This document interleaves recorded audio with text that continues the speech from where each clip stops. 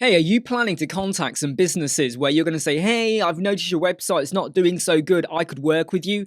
How about you talk to them about their SEO? And you could use this free tool, SEO Inspector.pro, the URL is in the description, to make a connection with them. But the free version basically allows me to inspect 10,000 URLs. I'll explain the 10,000 in a moment, but you can use this for free. Now, what this isn't going to do is tell you what your keywords should be or anything like that. However, what it is really good at is inspecting your website. Now, I've gone over to our web squadron and I've on purpose modified a few things just to see if it picks it up. By the way, I know it picks it up because I was testing this last night.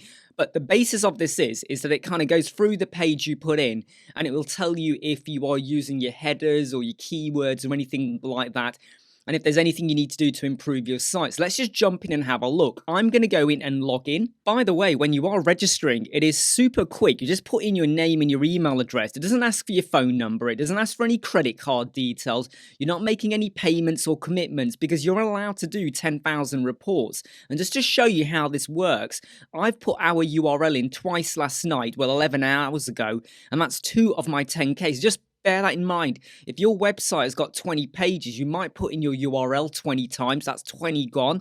But I've registered with an email address. So if you want to create separate additional accounts, that's entirely up to you. What we're going to do is go and create a new report. And this is a super quick. Once you've put in your URL, just click analyze. Now, you might be surprised by how quick this is. I mean, I thought it might take like, I don't know, a minute or two, but there it is. That's done that in real time.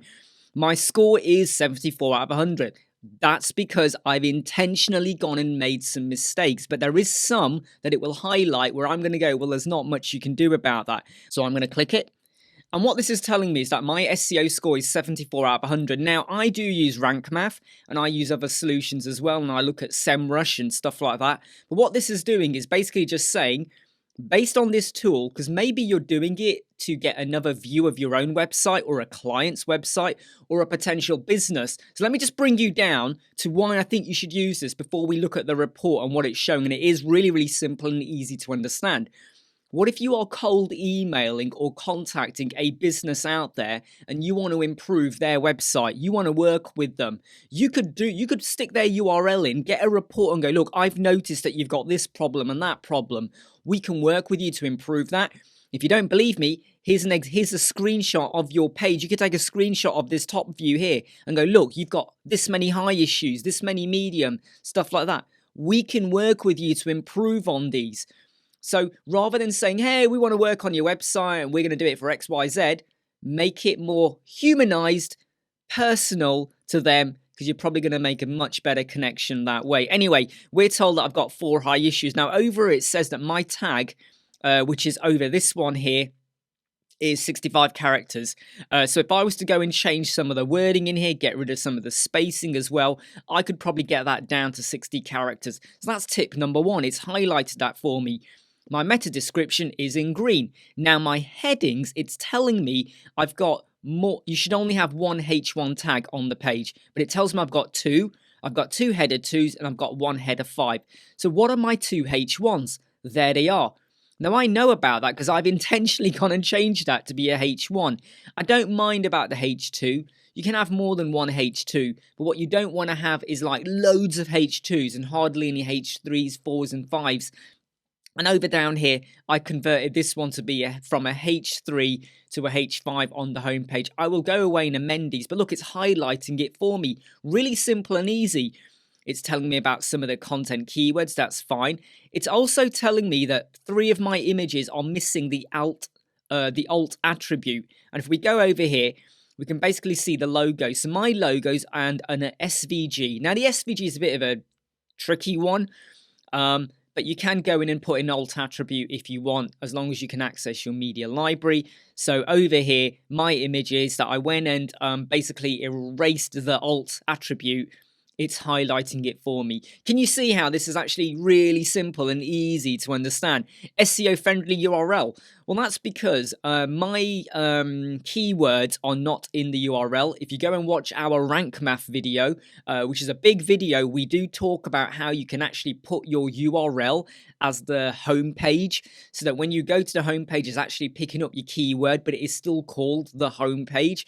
Go and watch that video if you're unsure about that. And everything else is kind of okay. Like, yeah, you know, I don't really care. The language is all fine.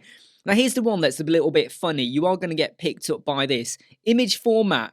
14 images are not using the AVIF or the WebP format. You're probably thinking, 14, Imran? That's a heck of a lot. You're the guy who always goes on about bulkresizePhotos.com. Yeah, I know I do.